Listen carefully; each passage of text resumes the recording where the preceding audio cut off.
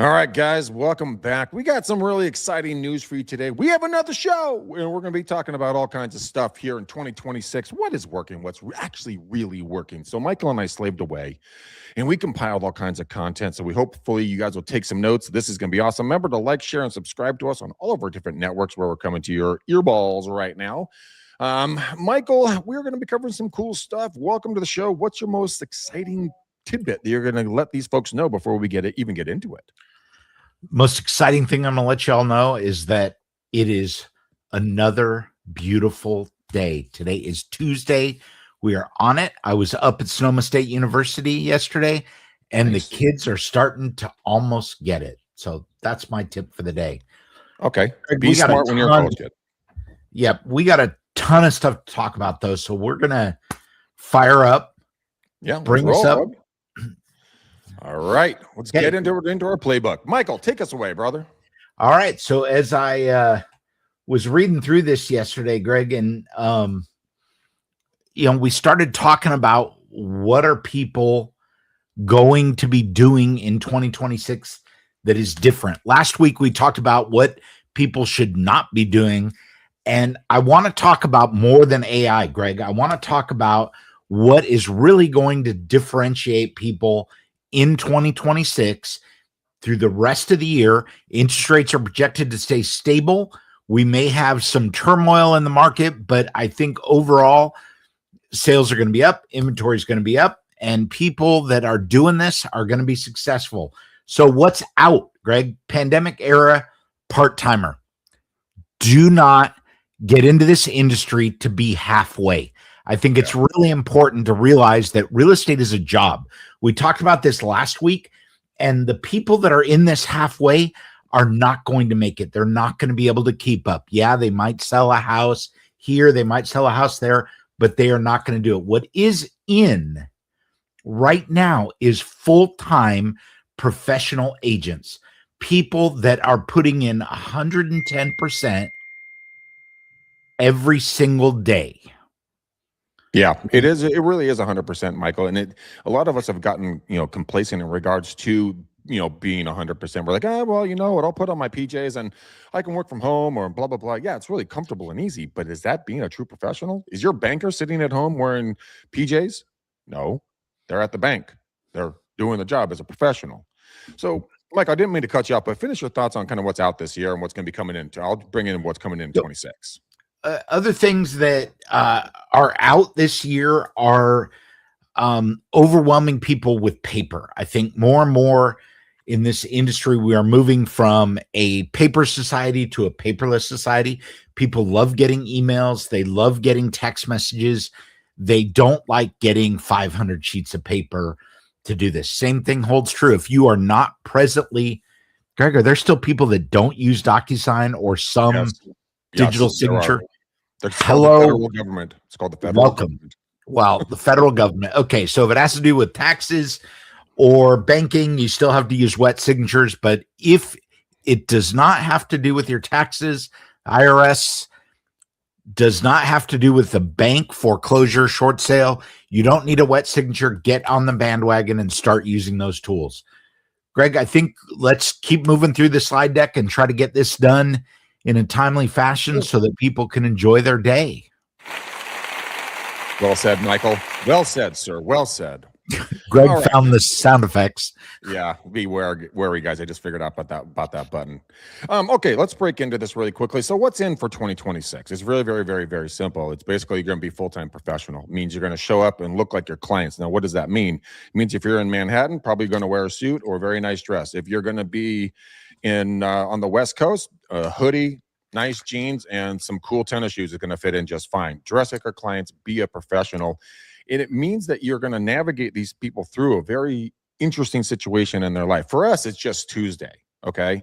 But in reality, for them, it's a big stinking deal to buy, sell, invest, rent, do a 1031 exchange, consolidate, whatever they're doing. It's a big thing, and you're going to be there. Now, the failure rate by doing the old way, guys, what I'm talking about, not what Michael was talking about, is to the fact that that actually came out in reverse. Michael was talking about what not to do. I'm talking about what to do.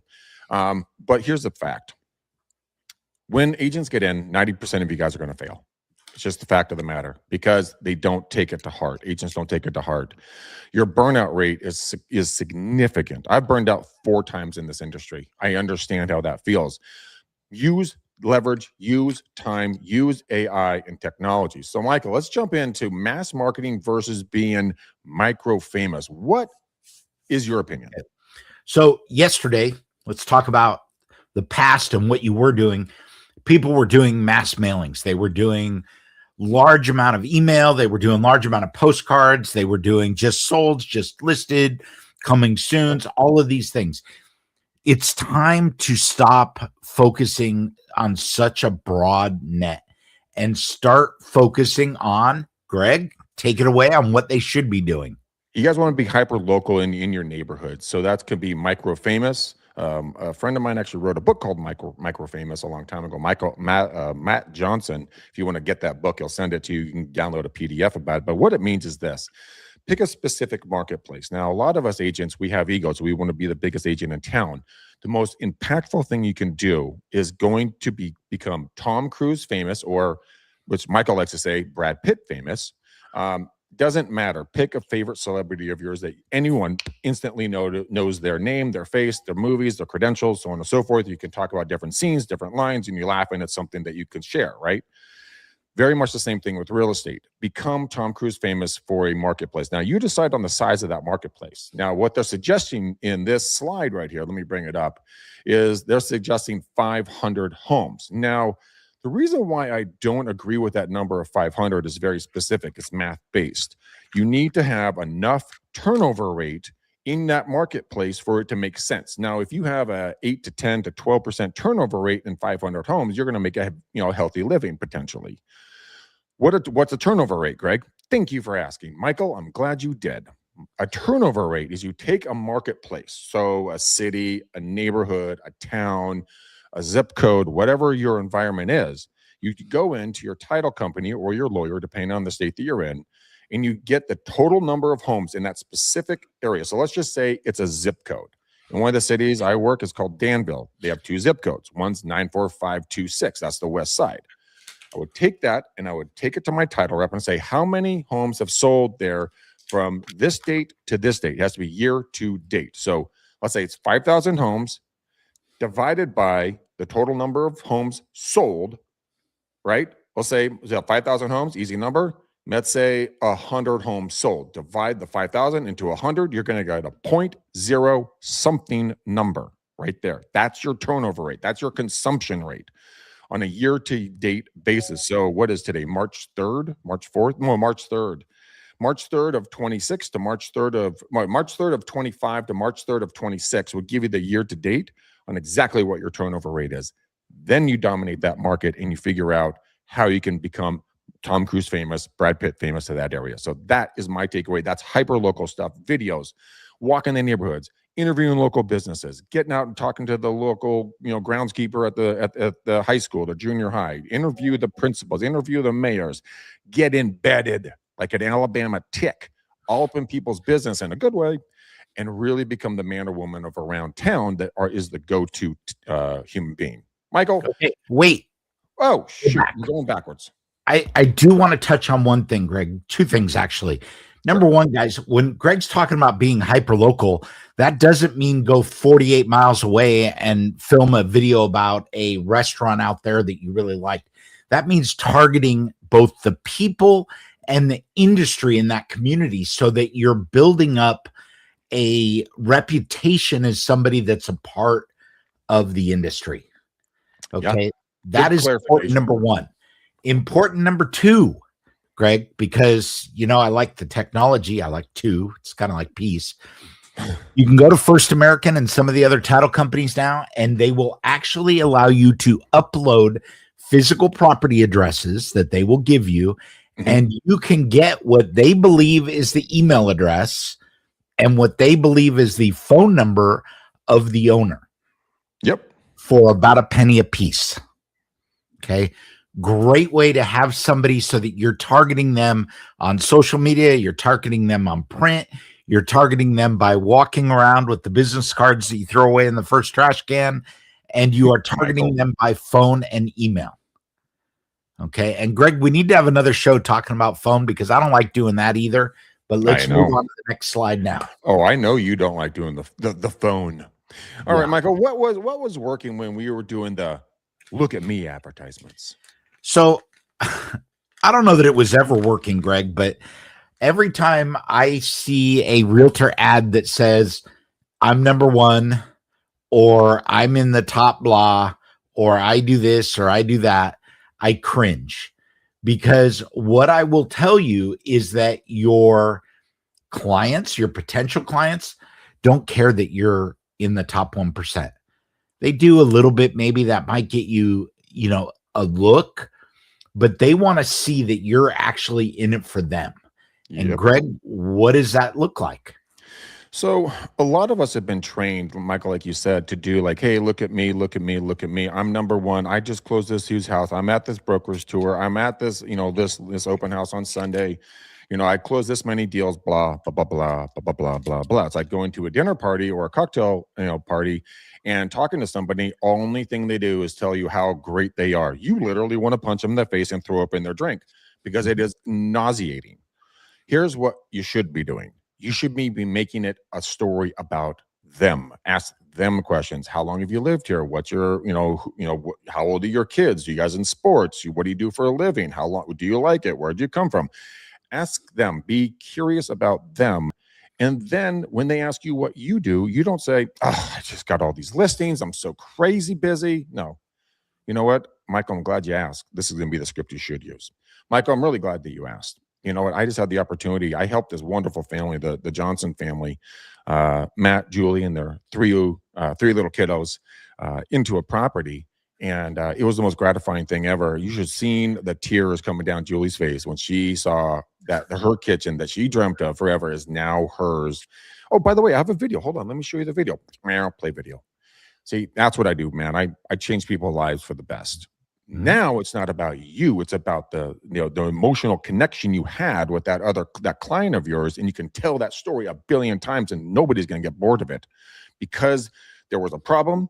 There was a hero and you solved it and you came out the other end with the success that the client wanted. That is your marketing thing. It's building a story brand is one of my favorite books. So take a look at the book, Building a Story Brand. It's an easy read. It's even an easier listen to. I'm dyslexic, so I listen to everything. And go listen to Building a Story Brand, or you're building a story brand, or building your story brand. Michael's going to find it right now. We're going to do a show about that exact book, by the way. But they have a whole workbook in the back where you can really write this out and create your brand on it. So that's what I would recommend moving forward. Michael, AI Assistant Revolution. What do we got? Let's talk about what's what's out. Adding expenses. Okay, stop hiring assistants. Stop hiring VAs. Stop hiring anybody that's not directly helping you generate revenue. Okay, this is really important. You have to train those people. They're an expense. You can't afford to spend millions on those people, so they tend to come and go fairly quickly. Stop doing that. What are you going to do instead? Greg? Dude, what I've been doing, and Michael and I were talking off air prior to the show, I just signed up with this company called Cursive, and it's I think 20 or 30, no, I think it's a 30-day immersive training program going through all the other AI systems that are out there and how they all work together and kind of what they can do. I already have learned something very impactful, and I haven't even taken the course yet. I'm just like literally primary stuff. It's insane what this one, I think it's Jasper, and it can help you with marketing and promotions and creating emails and all this other stuff that we think we're really good, writing prompts, so on and so forth. I'm fascinated. So hiring an AI assistant, once you understand how to really work it, right, and then deploying the AI systems in the right areas. Per Michael's point, you don't have to train it. It's already trained, right? Or you have to add little things in there, like your own little personal bios and stuff like that, but that's easy. Then the overhead expense, I mean, a salaried employee is generally around $40,000, $50,000 if they're good and they're worth it, right? This is going to be 100% zero overhead minus your initial cost that you're going to pay like a $20, $30 or whatever, $50 a month for a couple of systems. It's not a big deal, but you're going to be able to take that additional time, right? and you're going to execute immediately because everything's already pre-done with the AI systems, and it's going to allow you to go out there and do pop buys to past clients, go door knocking, do some content on video, do something to create the top of funnel coming back down into your funnel so you can continue those relationships through AI follow-up. So yeah, it might be scary a little bit here, but there, guys and gals, but at the end of the day, it's going to run a portion of your business. I don't care if you're terrified of it. You've got to get over that hurdle and start embracing what is going on here. Because if you don't, Walmart's looking for greeters, okay? And I don't want that for you. So don't stop Greg, yourself. Before you go on, I do want to add in there that I kind of disagree with you a little bit on the $0 overhead. How dare you disagree with me? And I think this starts with slide 1. Right? If you're in this 100% and you're giving your all, every hour that you work costs you something, right? And there's too many people that think, oh, my time is free. Your time is not free. Greg and I used to do this thing, and it's kind of old school, but if you don't know, if you have a 9-to-5 job in a traditional business, you are working 2,080 hours a year. So in real estate, you're going to work more than 40 hours a week, but let's just say that you could get away with that. And you want to make $300,000 a year. Okay. You want to make 100,000, you want to make 500,000, you want to make $1 million. Take that number and divide it by 2080. Okay. And that is your hourly rate. So anytime that you are doing something like focusing on AI and focusing on doing all these other things, Greg's adding it up. I am adding it up right now. 42,000 divided by 2080. So when we do this, remember that you have to learn AI. That's going to cost you something. It may not cost you dollars, but it's going to cost you something. You're going to have to put those scripts in place. May not cost you dollars, but it's going to cost you something. Sometimes it's better to hire somebody, hire me, Support Geeks, and we will come in and write the AI systems for you, probably for less than your number. Greg, what was your number? So I just put in 500,000 as a income because it's a nice round number and it's sexy. Divided by the 2080, that came out to $240 an hour. So if you're not doing something worth $240 an hour, then you need to offload that to somebody else immediately, aka AI Michael at supportgeeks.com. Guys, make sure you go over and take a look at We're less than that. Oh yeah, they're way less than that in a positive way, not a negative way like they're generic. They're very, very, very good on everything that I've ever seen them do. And see if I can put that up there on the top right. It says Support Geeks, guys. Right in the top right, go take a look at Support Geeks. Michael, by the way, this is a little thing, and then we're going to jump over to the next slide.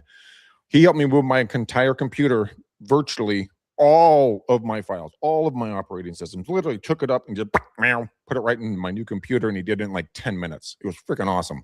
Anyways, that's my testimonial. Okay, Greg, I want to add one more thing before you leave. I know, I'm killing you. You want to get to that next slide, but I think this is important because we're talking about people's money. Greg, in California here, homes are selling for $1 million, $2 million. To hit your $500,000 number, are you going to work with people that are looking for $1 million, or are you going to work for people that are looking for 100,000? Does it matter? It does matter because we're ultimately, at the end of the day, we're in a service-based business. So I will work with anybody that trusts me with their large financial decision. So absolutely, I do not discriminate. That's something that's personally for me. I always work with anybody who has a want, need, or desire to have good representation, because you know what?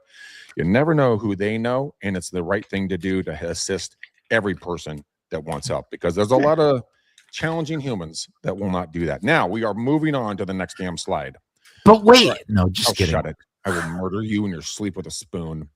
All right. Now, this is where you're going to jump off, Michael, because I want you to go deep on these things. You introduced me to Firefiles AI, which is amazing. But walk me through these other ones. I do not know anything about them. Okay. So Fireflies AI, for those of you that don't know it, this is your assistant that will log into Google Meet, Zoom, pretty much any platform that you have, and record the meeting. It will record the meeting in video. If you have the right subscription, it will record it in audio. Best of all, it will transcribe that conversation that you have, no matter how many people are there, and it will spit it out for you, including any questions, an AI summary, any to-dos, and it will give you those things, and it will actually add these things to your calendar if you want. Quo is going to be your business phone, right? Your phone is everything these days, and for a lot of us, you're just walking around with this computer in your pocket and you're not really using it. Quo is one example of this new AI revolution that is allowing you and me agents to create a digital PBX in the old school way and have your phone electronically answer and record the phone call. Greg knows because he calls mine all the time. I use an AI tool right now that goes in and basically it answers the phone. Hey, Greg, Michael's not available right now. Could you leave a message? But it's a little bit clearly. Speak clearly because you tend to mumble, and it transcribes it. And it's the best thing in the world for me. I do not have to check voicemail. It also has gotten to the point now where they can screen out spam calls. So great tool. Inbox Pilot, trained email assistant. I want to pause on this one, Greg, a little bit, and don't want to talk about this too much because a lot of us are using tools with our Google Workspace and our Gmail accounts. Okay. If you are setting up OpenClaw or some other LLM and you are giving access to your email. What's an LOM? What?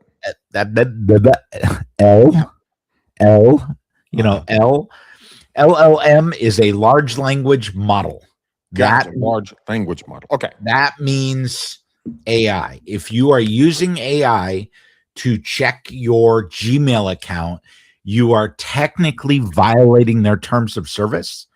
And some people are reporting that they are losing access to their Gmail account for violating terms of service. Oh, well, that's not going to be a system for me then. Okay.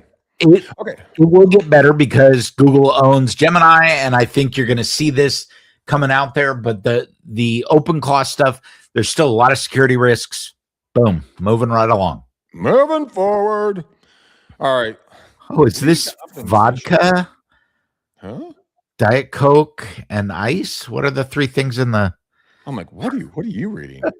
No, so it's going to be basically how to really kind of set up your lead stuff. So, I mean, I actually, the more I read about this, the more I really kind of got intrigued with it, because in all honesty, I hate my website. I absolutely hate my website. I personally think websites are way, past, they're like the dodo bird. They've gone the other way, in my humble opinion.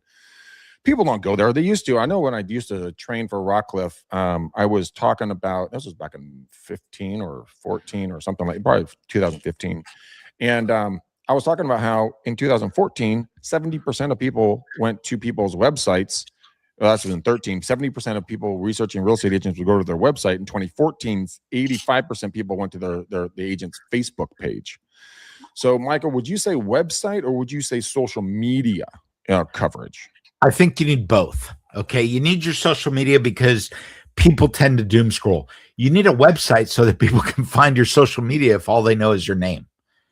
Okay. It's a great tool to get them access to it. What you don't need anymore, sorry guys, you don't need property search. People aren't going to you. They're going to Zillow. Nope. They're going to Redfin. They're going to realtor.com. Okay. Homes.com. Homes.com. All of those places, they're not going to you. Your website has become a digital business card. Treat it like such. I don't like that idea. Okay, well, so that's really. Of course you don't, because your website is terrible. It's horrible, and you built it. No, I didn't. You're still using MySpace, dude. Don't blame me. Shut up. Okay, we'll talk about Gamma. Michael, talk to me a little bit about Gamma. I thought this was pretty cool. Customized buyers and seller listing and buying presentations in 15 seconds. Have you used this? I haven't used Gamma specifically. I've used a couple other tools like it. First off, I argue with anybody that tells me they're going to create anything in 15 seconds because there's still a lot of people using AOL in Central America. That's not the country that is the states in between California and New York. They're still using dial-up. They're still using Starlink. They've got all of these tools, and you can't get anything big in 15 seconds with pictures. But they are able to create tailored marketing information based on price range and area. Right. Okay. That's what I'm saying. I mean, we don't have to go for the Mona Lisa on this thing. Is it good? Yes, it's not bad. Is it free? No, it's usually not. And Greg, what is my number one tool for free right now? Greg's work hours. RPR, baby. RPR is really good. They put a ton in there. It is, if you're a realtor, you've already paid into it. Doesn't cost you anything. Talk to your broker and your board. They should get you guys clicked up with that real quick. Then you can go out there and really use it. I use it literally every day, every stinking day. You can actually access it directly if you're a member of NAR. It is a NAR value add, and it is a huge value. And I'd give them a shout out every day of the week. They are integrating AI. They are doing it safely and organically in a way that agents can understand. It's also a great tool to create information for your client.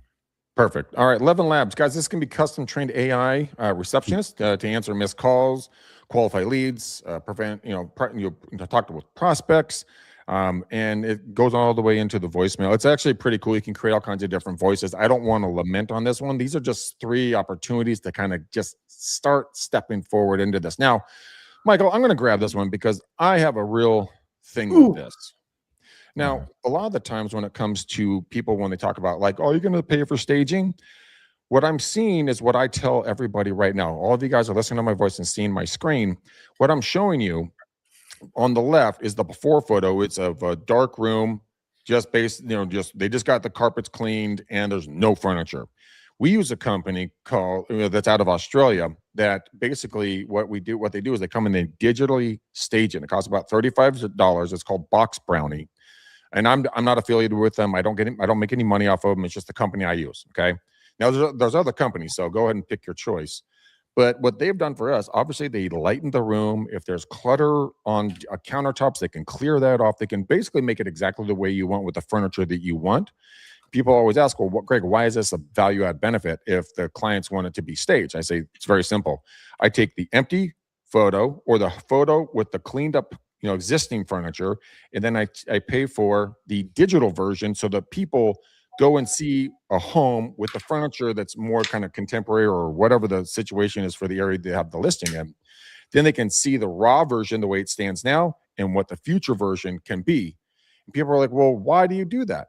I say, because every single listing appointment, every single buyer goes on a first date with your house online. They're going to see what it looks like now and what it could look without them having to bring it up, without them having to be creative.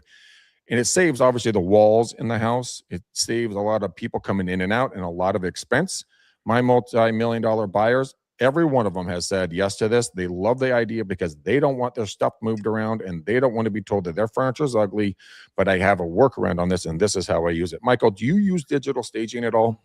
I use digital staging all the time. And let me tell you, Greg, I am going to one-up you with Box Brownie. Okay, Box Brownie is great. However, for those of you that have a smartphone, and if you don't, we should have a different conversation. You can go to Amazon. You can get one of these smart sticks, and using your phone and an app called Snap, which is owned by Box Brownie, you can go in and you can take high quality images that they will then stage for you within 24 hours. You get same difference. Yeah, that's awesome. You get to pick the image, but it's all built in there so you can upload it from your phone. You don't have to do anything special. You don't have to go to another web page.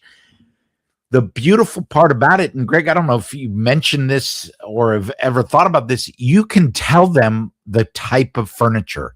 Yeah. So if you're in a beach environment, use beachy furniture, use IKEA furniture. This is a first-time homeowner's dream.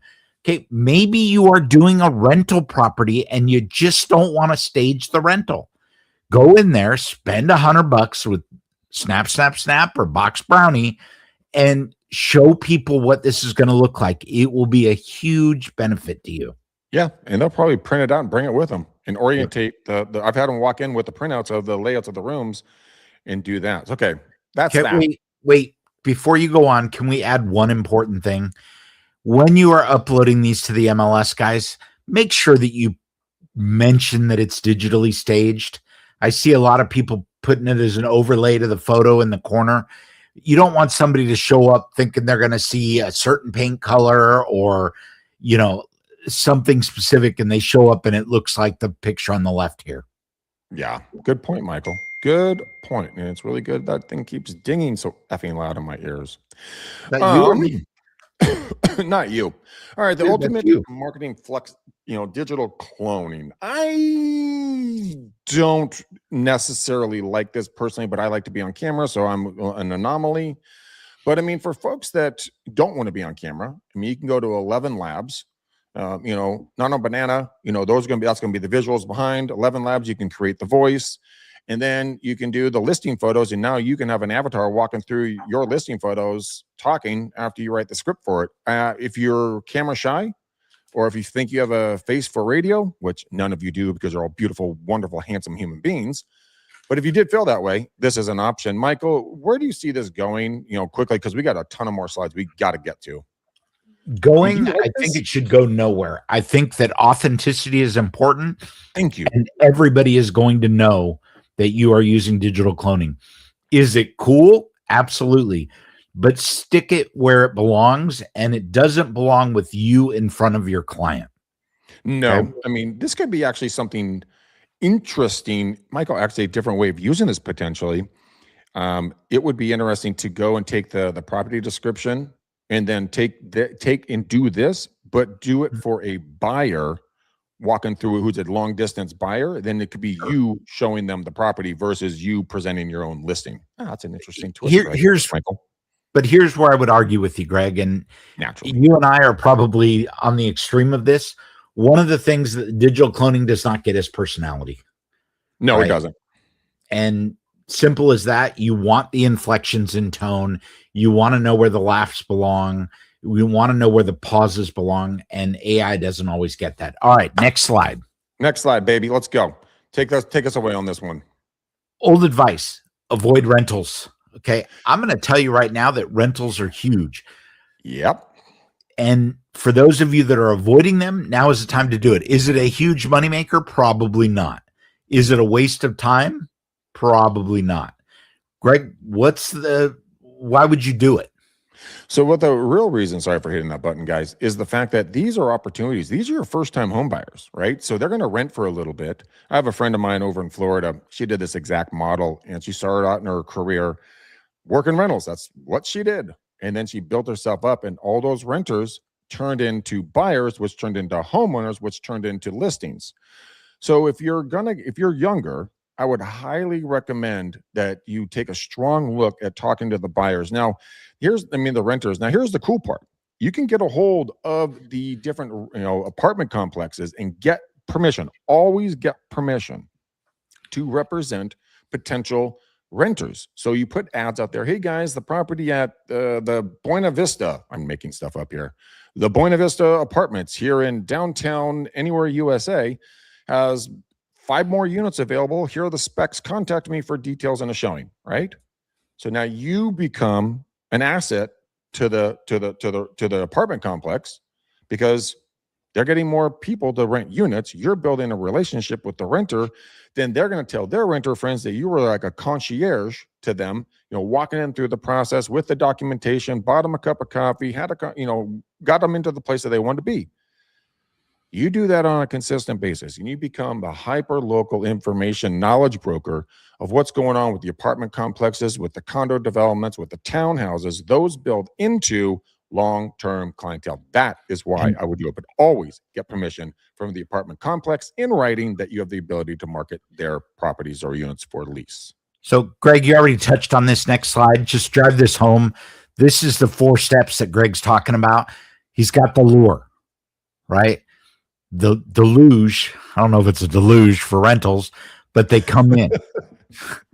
Okay. All of this stuff goes through, when you look at all of these things, it's really easy to turn a renter into a buyer. In the Silicon Valley, I have a client right now that is paying $4,000 a month for a 1-bedroom, 1-bath, 900 square foot apartment in a high rise in downtown. That's pretty standard in that neck of the woods, though. But that's a It lot of is. money for 900 square feet, dude. Yep, it is. And Lot of you know what it turns out? The guy moved to Florida. Do I know this individual? Yeah. I thought that was that individual. Okay. Well, you know what? He saw the Keep writing on on the wall moving. and he bailed. And so did a lot of billionaires. But if you have to stay here for work, family, health, whatever it is, Yep. keep that in mind. Work with the folks that are, they're going to be sticking around as well. All right. Next one, since we're running up on time here. Now, this is something that I want to reference back to, and we're going to go right back to our conversation, right? The hidden ROI of turning, renters into buyers. That's exactly what it is talked about. But Michael, let's break it down very quickly, right? So we take the stats. Can you convert 30% of closed renters into future buyers? Do you think you can do that, Michael? Me, no. Why not? Because I think the market down here, I don't think 30% of renters have what it takes to go into buying right now. Okay, so let's take Valley. the Silicon Valley out of it. Let's just say, talking about overall, converting 30% of closed renters into future buyers. Now, here's the math. The pipeline of math is this: 100 renters closed per year equals 200 renters in 2 years. 30% commission, 60 buyers, guys. At a $10,000 commission, that's a $600,000 future pipeline built specifically on the backs of the renters that you made the connection with and helped them rent the property. Then it goes into a magic follow-up system, right? And it is literally that easy to stay in contact, invite them out to coffee, promote their business, help them get connections in their line of work, recommend a babysitter or a tree trimming company. Just be that person, right? Now, a lot of people say put a magnetic business card on the fridge at move-in. Listen, in the areas I work, everybody has wood-covered refrigerators. I mean, rarely do I see stainless steel. Here is another idea. Go out to their fuse box. That thing is going to be freaking metal. You slap your magnetic card right on that thing, maybe 3, 4, or 5 of them, because they're not going to see them because they don't go there all the time. But when they see them, kaboom, little miniature billboards. When the lights go out, they're going to see you, and they're going to be, oh, I wonder, I got to call Greg about blah, blah, blah. Hey, Greg, the lights are out. They're not going to see us. Flashlights, genius. Yeah, I'm going to argue for notepads. Nobody throws away a notepad. Doesn't matter what's on it. They don't throw away a notepad. Well, that's true. Right? We actually still have a lot of our old ones too. I like pens, so on and so forth. Exactly. I like this one. Daily operations of a top producer. What does a top producer do? Let's start this out, Greg. One that is not on your list here is they get up. They get up early.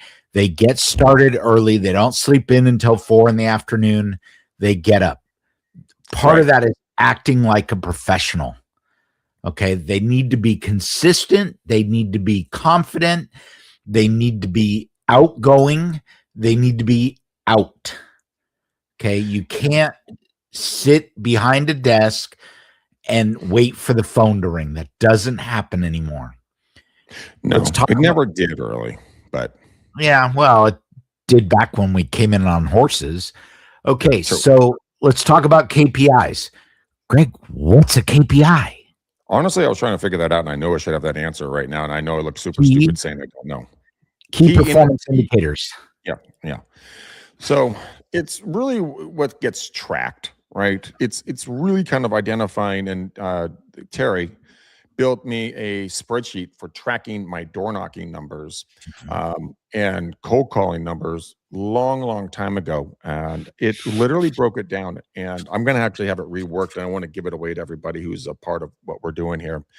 But it tracks it down to the minute of my value, the so it's per minute, per hour value, per person you talk to, per lead. And then you have a couple of other factors in there. I can tell you if you work a market of, I'm just going to use 500,000 because it's a nice round number, $500,000 at a 2.5% commission. You work 80% of the year or 78% of the year.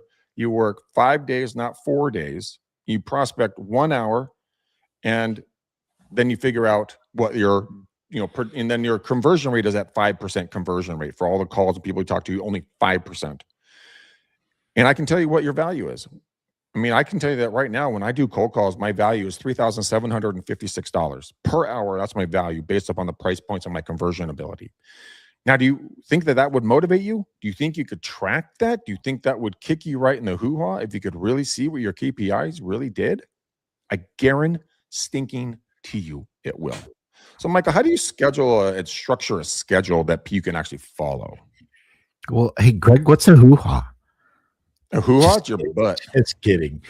All right. How do you structure a schedule? You put it in your calendar, and I'm going to encourage you to do it on a digital calendar so you have it with you. This is a business. You need to treat it like a business, and you need to book and catalog your time. You are going to have appointments.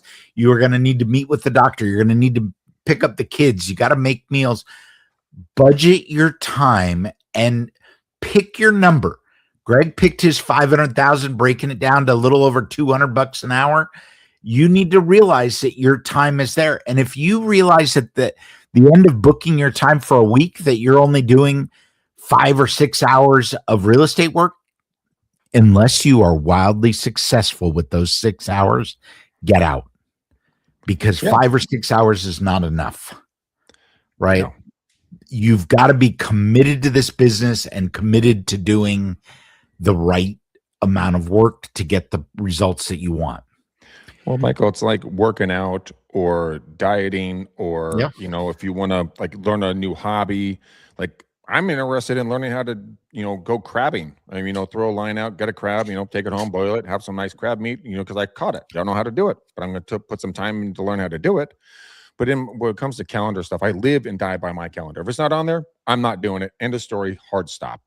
But that's me. All right, 12-month nurture engine, Michael. Now, let's make this one quick, Greg. We're over 40 minutes here. Let's get people moving. Wonder whose fault that is. Mister, I have one more thing. I have one more thing. One more thing. Yeah, there it is again. Son of a bitch. Michael, walk us through very quickly. What are you using currently for a 12-month nurture system? So I don't look at it as 12 months, Greg, because I don't feel like my career is annualized. I think my business is about today, tomorrow, next week, next month. I focus on annual home equity reviews.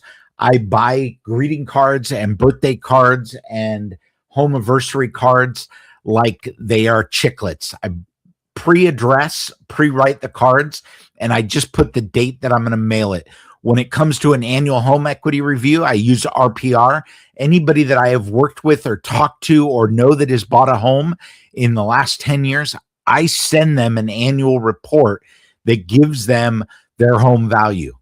Okay, this is a great one. I send out a monthly newsletter via email that talks about home values in the core markets that I serve. Okay, I ask direct questions of people. What do you want to see? Okay, I don't avoid the hard questions. And Greg, one more thing, I over communicate. Okay, no kidding. I believe that the people that touch people the most, not physically, but intellectually get there. Yeah, don't go there. And this is why postcards work, right? Because if you are in front of somebody over and over, it's like all I see is Greg's face. He's on my TikTok, he's on my Instagram, he's on my email, he's on my postcard. Who am I going to call when I actually need? Oh God, I'm going to call that Greg guy. Maybe shut him up. If I move, he won't know where to send my postcard. I was going to say, who are you going to call? I was going to say Ghostbusters, but okay. Ghostbusters. You can call me too. So that's what my nurture engine looks like, Greg. It's about continually contacting people that care. It's true. And the people you don't even know that are watching and listening and paying attention to you. That's those are the creepers. Those are not in a bad way, but in a good way. They're creeping on your content and on kind of what's going on because they're not ready yet, but they're keeping you in mind. There's a system called the Orphan Program. And what that is 90+% of real estate agents do not follow up with their past clients on a consistent, rigid basis. It's all willy-nilly. So the Orphan Program is going back and looking at any person that has purchased their home, like any purchase date that is let's say 5 years back. We know on a national rolling average, it's 7 years that people sell between 5 and 7 years, up all the way up to 30 plus years, depending on kind of the lifestyle in the area. But go in and you can do some skip tracing on this stuff, and you can get people's information of the property owners, right? Why don't you start sending them happy anniversary cards on this purchase of their home? They're not going to know you, but guess what? You can start getting in front of them on a yearly basis and put them on a drip campaign, both digitally and hard copy. What I've been doing is I'm using a company called Opus Clip, and Opus Clip cuts up my long form videos like this, and then it turns it into reels and shorts. Now, my nephew came over the other day, and he turned to me. I didn't even know we were friends on Facebook. I didn't know that. I'm like, oh my gosh, we are. And you know what? He goes, hey, Uncle Greg, I've been watching all your reels. They're pretty cool. I'm like, what? You've been watching my reels? So my point is this: you never know who's watching, you never know who's paying attention, but you have to be consistent, methodical, and persistent to get that, get that nurture engine up and running. Michael, do you have anything else you want to add? Or should we move on to one of our final slides? In case people think you're kidding, Home Sweet Home Anniversary. It's a card that you can get. I got these off Etsy. There's a great company that does this. They will print your information on them, and you can send these out. You buy them, pre-do it. Go buy 50 of them. Send out 50 this year. See the response you get. People think it's funny. Okay, they love it, and they remember who you are. So, Greg, let's wrap this up. 2020 that's our last one. Action plan. I'm going to take the first one here. Pick micro niche. Okay, choose one neighborhood. Choose 500 homes. Choose 1,000 homes. Pick a niche that works. If you are in a community where everybody has 5 acres of land, 500 may be too much, right? Because you'll be in the next country before you get there. But make sure that you are focusing on a market that gets there. And I live in California. I don't even know what an acre really looks like. So if 5 acres isn't that much, do 50. If 50 is not that much, do 500. Pick the niche that works for you. Yep. Greg, what are we going to do after the niche?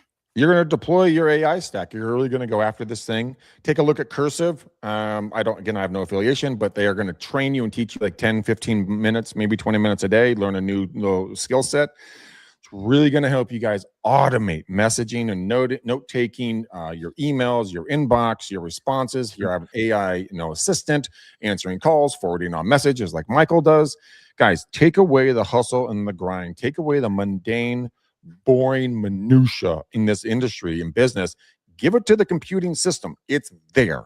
Your competitor's probably using it, so you better get on. Michael, number 3.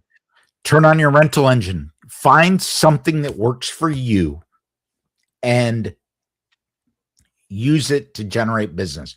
Rental engine is one example. If you're in an area that doesn't have rentals, come up with something else. Use AI. Give me the top best whatever to generate real estate business in whatever town you're in. Do something unique and do it every day and do it well. Number 4, Greg. Run the blueprint, guys. Track daily conversations, like I talked about in the tracking sheet I just described to you a little earlier. Know how many conversations you had. Execute on the pre-offer strategy, and then follow up relentlessly. I mean, you have got to be like a bad penny, always showing up. There's a company that I'm looking at to do another portion of my industry, and a lot of it is AI, by the way, or actually not my industry, my business. And here's the thing: their follow-up system got to the point where I was annoyed, but I was thankful, because I guarantee you I wasn't forgetting them, and I wasn't forgetting that meeting. So I think that being maybe a little overboard in a good way with value add, staying in front of people, is a good thing, especially the people that want to talk to you. When I bought my last vehicle, I remember going home the night I found the vehicle. I went for the test drive, and then I got home, and when I left the dealership, I'm like, hey guys, I'll be back tomorrow with a deposit, just hold it for me. They're like, well, we can't promise you anything because, if someone comes in and wants to buy it, we're going to have to sell it to them. And I freaked out internally. So I had my cash ready, and man, I checked online. When they opened up, I was at that front door, I think at like 8:59 a.m. Like, hello, I'm the guy that wants to buy the vehicle. And So the point is this: I wouldn't have minded a phone call or a follow up, because I'm interested in the outcome and that product, and I want it. Once you find those people, you could talk to them once a day, or reach out to them once a day, and they'll be just fine with it. They actually probably love it. So that's my Michael final takeaways, and we are the blank out of here, bro. One more thing, we're out of here. This has been a great show. Don't forget to like and follow. If you need any information, you are not getting the training that you need, you don't like Cursive, you don't like Coursera, give us a call, give us an email, michael@regeeks.com, michael@supportgeeks.com, greg@regeeks.com. We will help you. We are not just throwing you out there with all these ideas that you can't use. Love seeing you on the show. Appreciate everyone that's here. Greg, take us home. All right, guys, we're out of here. Push. Thank you for hanging out with us today. We know that you guys can do anything during the day, so thank you. Go back and rewatch the entire show. There are some serious value adds here. We cannot do the show without you. So spread the love, share it to a colleague, your manager, your broker, if you think this is helpful, because we want to make every agent the best agent they can possibly be. Stay tuned. We're going to have some more amazing shows coming down the pipe. And one of them is going to be, we are going to go over the book, Building a Story Brand, and why that is important to you. But we're going to be following all kinds of things AI. If you have a guest or want to be a guest on this show and want to talk to us about tech and kind of have built or are building your business, we are open to suggestions at this point, and we would love to hear from other people. So we love you. Until next time, boom, peace. We out.